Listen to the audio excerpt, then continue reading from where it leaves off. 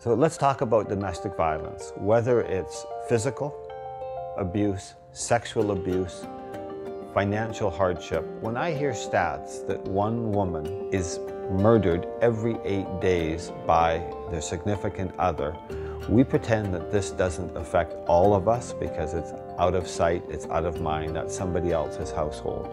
But the domestic abuse that takes place in our neighbors' households and in our surrounding communities' neighbors' households, it affects our tax system, dealing with the fallout. Maybe that'll get people to listen. It affects students not being able to pay attention and upsetting classrooms where our children are going to school with these students.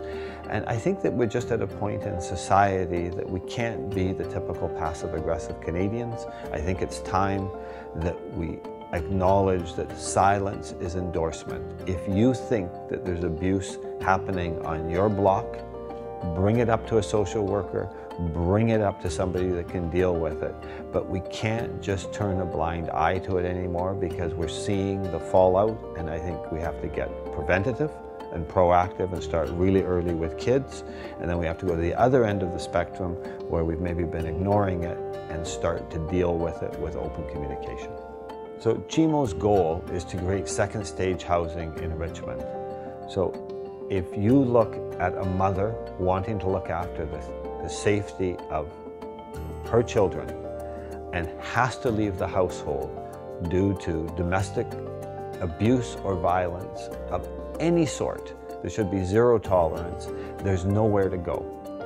So then you see what happens to those kids and that mother when they're forced on the street and they keep lowering and lowering their expectations of survival and comfort.